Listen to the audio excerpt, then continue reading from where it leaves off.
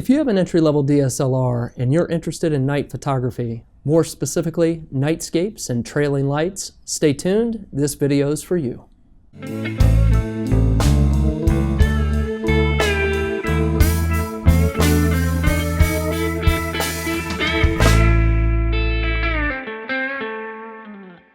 I appreciate all the questions I've received over the last few months, and I've noticed that a handful of those questions were regarding night photography. Now, night photography is a very broad topic, and instead of trying to cover all those topics in one video, I decided to focus on nightscapes and trailing lights. Now, what are nightscapes? Nightscapes are basically landscape shots that are taken at night. So if you go into a downtown area, or perhaps a residential area at night, you'll notice lights on buildings, and that is what we're going to try to capture. Now, what are trailing lights? Trailing lights are taken at night, and it's when automobiles come in and out of the frame. Now, we'll capture the headlights and the tail lights, and it can make for some very interesting photos. Like I do with my other videos, I have some notes in front of me to try and keep me on point, and I'm going to start off by level setting. Now, it's obviously dark outside, so I expect that when we go out, that the video quality will not be the same, but just know that as we get into it. The other thing is this. So right here I have a Nikon D3400. Now I have other cameras at my disposal, but I am passionate about entry-level cameras. As we get into this video, I want you to know it doesn't really matter what camera you have. We're going to go over all the settings that are necessary for both the trailing lights and nightscapes. But I want you to know that if you're new to the world of photography, you don't necessarily need an expensive camera to take great shots. And that's the reason I am passionate about doing a lot of demos with entry-level cameras. So just keep that in mind. Let's talk about the game plan. We're going to go out here in just a few moments, and when we do, I'm going to start off by focusing on trailing lights. When we're done with that, we're going to turn around and focus on the nightscapes. Now, this is not to say that they are necessarily mutually exclusive. We might have a nightscape shot that has trailing lights in it, and if we capture that, that's great. As I go to take these shots, I'm going to also detail the specific settings that you'll want to use on your camera to capture similar shots. So when we're done with that, we're going to come back in here. I'm going to give you a few final thoughts. With all that said, let's go out and have some fun. I'm sitting on top of a bridge that crosses over a relatively busy road, and I thought this would be a good example to show you trailing lights. Now, it's kind of tough to see me. It is dark outside. There's just a little bit of light left, and I think the video camera is doing a good job of trying to show me anyway. This is the camera right here, and it's sitting on top of a tripod. Now, if you really want to get into night photography and you don't have a tripod, consider investing in one. It's a good investment. Now, if you want to do night photos and you don't have a tripod, you can also take your camera and put it on any stable surface, perhaps the top of a car or the top of a trash can or a rail or whatever you have that's nearby that's stable. So, with this said, I'm going to go ahead and show you the back of the camera, and we'll take a look at the settings. To begin with, I'm shooting in RAW, and you can also see up here in the upper left-hand corner, M. That means I'm in manual mode. Now, when we take a look at the settings, you'll notice that my ISO right here is set to 100. And the reason for this is that we want the best possible image we can get. We really don't need any higher ISO, especially when we're on a tripod. Right next to it is my aperture, and you'll see that that's set to f8, and then my shutter speed is set to 4 seconds. Now, we really want to focus on the shutter speed. If you have fast-moving traffic, 4 seconds might be fine. If it's slow, you may want 8 seconds or something slower. So the way to make this happen is, because we're in manual mode, I'm going to go ahead and rotate the dial, and let's go ahead and bump this up a little bit to, say, 6 seconds. Now, you'll notice our exposure indicator down here is saying that we're going to have a bright image, and you'll notice how it's fluctuating. The reason it's fluctuating is because cars are currently coming in and out of the frame right now, and that's causing our exposure meter to go up and down. Keeping in mind, when it slides to the right, it's overly exposed. That means it's too bright. If it slides to the left, it's going to be too dark. If it's right in the middle, that's a properly exposed image. So right now, it looks like we're predominantly too bright. We're at 6 seconds. So what we can do is I can increase the aperture. So I'm going to go ahead, and instead of 8, I'm going to make it, say, 9. I can make it 10.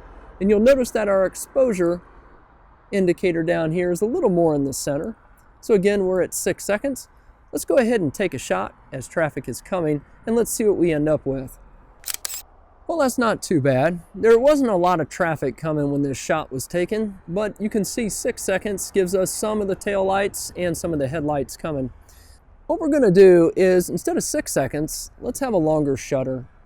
And in order to make this happen, I'm gonna go ahead and take our shutter speed and let's turn this up to 10 seconds. Now again, you'll see with our exposure indicator down here, it looks like our image is predominantly too bright. So I'm gonna take our aperture, I'm gonna go ahead and raise this up, and let's make it, how about f18? Let's take the shot.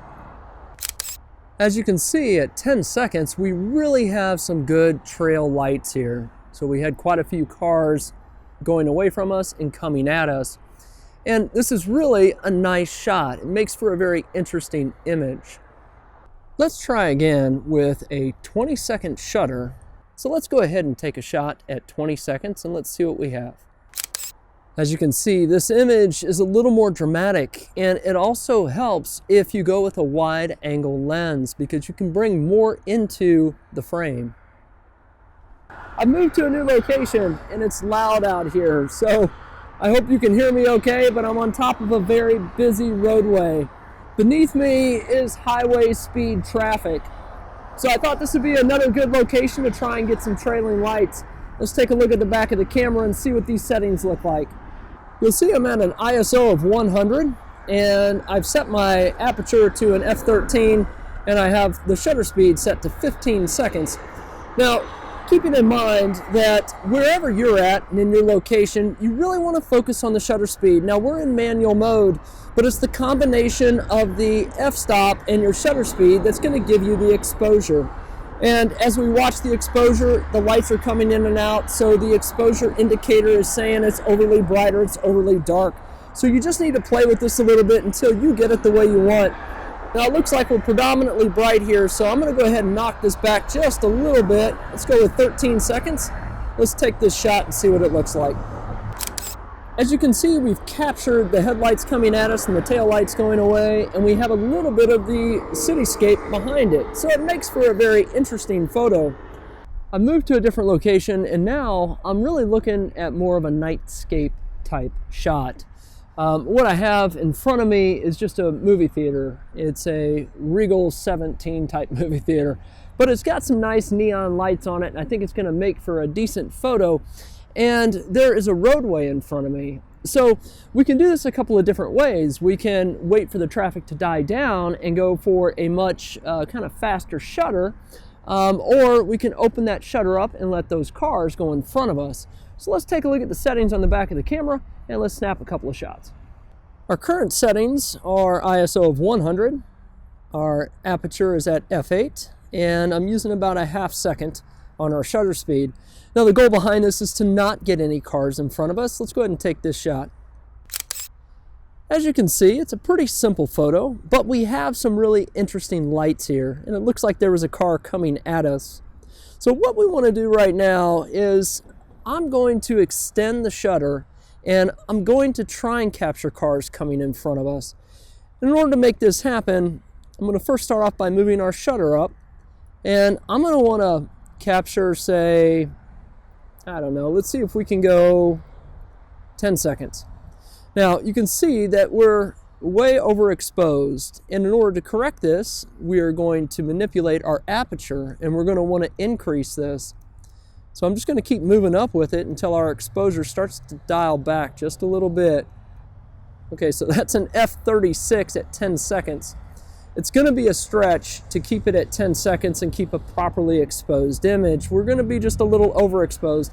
So what I'm going to do is I'm going to actually bump this down a little bit. Let's go 8 seconds. And I'm going to manipulate our aperture once again. And I'm going to bump this up a little. So let's go with an f32. That looks pretty good. So the shutter's going to stay open for 8 seconds. I'm going to wait for some traffic to come. And let's go ahead and take the shot and see what we get.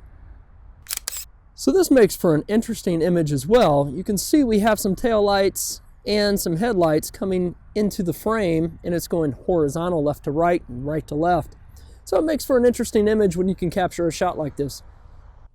Behind me is the Palladium that's located in Carmel, and it's a really nice looking building at night. We got some nice uplights on it, and it's really kind of a warm light. Now, one other thing I want to note is when I do nightscape type photography, I like to go out late when there's not a lot of people, and it is late right now. It's probably around 12:30 in the morning or so, and there's nobody out here, so it's kind of nice. Let's go ahead and take a look at the settings on this camera and snap a shot and see what we can get. I'm set to an ISO of 100, our f-stop is 10, and our shutter speed is 1.6 seconds. And you'll notice that our exposure meter down here is centered up on 0. Now, you'll notice that when we did the trailing lights, the exposure meter was bouncing left and right. But when we do more nightscape type photography, there's not a lot of light coming in and out of the frame. So in this case, we should be able to dial it in, and that's what we've done here. Let's go ahead and take this shot, see what it looks like. It's a nice looking image, and it really showcases the architecture of the Palladium, which is really what I was trying to capture here. Now, we can move around this building and take other components of the architecture, but I think this just gives us a general idea of what you can do at night with a building like this. I'm at a local veterans memorial, and behind me is a statue, and there's some flags. Now, it's a little windy out here, so the flags are going to be moving, and I think it's going to make for an interesting shot. So let's go ahead and take a look at the settings and see what we get. As we can see, I'm set at ISO 100. That's pretty much going to be a constant theme as we take most of these images, because again, we're on a tripod and we want the best possible shot we can get. Now, my f-stop here is an f8, and my shutter is set to 4 seconds. And you'll notice that the exposure indicator is right in the middle. We're fluctuating just a little bit, but not much. So with these settings, let's go ahead and take the shot, see what it looks like. I like the look of the image. You can see that the statue looks nice and crisp, and the flags are moving. That's what 4 seconds gets us. Now, what I'd like to do is let's make a few adjustments. To begin with, instead of 4 seconds, let's see if we can dial this up a little bit. Let's see if we can go with, I don't know, let's see if we can go with, how about 8 seconds. Now, in order to make this happen, you'll notice that the exposure indicator is shifting to the right, which means that this image will be overexposed, and we don't want that. So in order to compensate, we're going to adjust our f-stop. And I'm going to take this f-stop up just a little bit until our exposure indicator dials back to 0. And it looks like we need to be at about an f13 to make this happen. Let's go ahead and take the shot and see what we get. Well, the flags look even a little more blurred, which is kind of what we were shooting for. It's what I wanted to get out of this. Now, I am curious to know if we dial this back a bit, just how fast can we get the shutter to go and still maintain a proper exposure. So let's step into that and take a look, and let's see what we can do. Let's dial this down a little bit, and you'll notice that the exposure indicator is saying it's going to be a really dark image here. So I'm going to keep pushing back, and what I'm going to do is make an adjustment to the f-stop, and I'm going to really open this up. We're going to open this as wide as we can right now. So that looks like with the zoom that we have right here, and I'm pretty wide. We're at 4.2. I'm at 2 seconds, and we're saying it's overexposed. That's what the camera's telling us. So we can go a little faster, actually, and let's see just how fast. So that's 1 second. Now, we're still going to get some blur with those on those flags at 1 second. If we push this a little bit faster, we're getting underexposed. So I'm going to dial it back, and let's see what 1 second gets us. As you can see, the flags are still blurred, but they're not showing the same amount of blur, obviously, as an 8-second exposure would, or something much slower. Behind me is some type of light sculpture. Not sure exactly what it is, but it looks pretty cool. So we're going to go ahead and take this shot, and let's take a look at the settings and see what we need to dial in to get this. Our ISO is set to 100, f-stop is f8, and we're at 1/5 of a second. You can see our exposure indicator is right at 0. So we are set up and ready to take this shot. Now there's really nothing moving in this particular sculpture. There are lights flickering on it, but other than that, I think we're going to grab a good shot here. Let's see what it looks like. As you can see, it's a light sculpture. Because there's nothing really moving on it, it's stationary, and it makes for a nice, easy shot. We just finished taking a shot of the light sculpture back there, and as I was walking past the memorial, I noticed kind of an interesting angle of a shot that I want to grab, and I'm going to go ahead and just kind of tell you what my settings are, and then I'm going to shoot it and I'll show you what this image looks like. But I can tell by looking at it, the way this statue's set up and the flags behind it, it's going to make for an interesting image. So my settings right now are ISO 100, I'm at an f-stop of f8, and I'm running a 5-second shutter. So I'm going to go ahead and take this shot. Let's see what it looks like. I like the way this image came out. We have the soldier holding a staff, and behind it we have just a couple of flags blowing in the wind, and at 5 seconds we got a little motion there. It just makes for an interesting shot. I'm in downtown Indianapolis, and behind me is a nice cityscape. So I'm going to show you real quick what my settings are, and we'll talk about them. Our f-stop is set to f9. Now you can have any f-stop you want, but I find f9 to be a sweet spot on this lens. And again, our variable is the 5-second indicator here. And one thing I want you to understand is that when you press the shutter down, that can cause shake on the camera. So one thing you might want to consider doing is leveraging the timer. So I'm going to go in here, come over here, select our timer, which is set to 2 seconds, and I'm going to go ahead and push the shutter down. At this point, the timer is going to take effect and the picture is going to render, and we're going to take a look at what this looks like in just a second. I really like the way this shot has come out here. I like the colors and the composition, and anytime I set out to do a nightscape type shot in a downtown area, I find one of the greatest challenges is simply finding the right location to take the image. And in this case, I feel like I got lucky. Taking nightscapes and trailing lights can be a lot of fun. I have 4 pieces of advice. First, invest in a tripod. Now over the years, I've used tripods from the very cheap to the very expensive, and in the end, I've settled on a couple of good budget tripods. I plan to release a video where I'll talk about the tripods that I use, and perhaps that'll help you make a decision on which one to get. 2, safety first. Now when you're out doing this type of photography, it's obviously going to be dark outside. And if you're like me, you may want to go out in the wee hours of the morning. And if you do this, be protected and consider asking a friend or two to come along to help watch your back. 3, be creative. All of these shots were taken in manual mode, which gave me the opportunity to independently adjust the aperture and the shutter speed. Now when doing trailing lights, I focus more on the shutter speed because that will help to determine how many cars are coming in and out of the frame, making for an interesting shot. 4, understand depth of field. I recently created a video on depth of field where I just touched on a concept called hyperfocal distance. Now this is the distance from your camera to a subject, and from that point to infinity, that will remain in focus. Now when you're doing nightscapes and trailing lights, this is just a general rule of thumb, but regardless of your aperture, if you focus roughly 20 to 30 meters out from that point to infinity, it should remain in focus. Now if you have any questions about this topic, be sure to post them in the comments below and I'll do my best to help you out. And if you found this video helpful, be sure to give it a thumbs up. And if you haven't done so, subscribe to the channel. It's called The Real World. More often than not, I post videos about technology and photography, but you never know. I post them about things that happen in the real world as well. So until the next video, take care of yourself and be safe.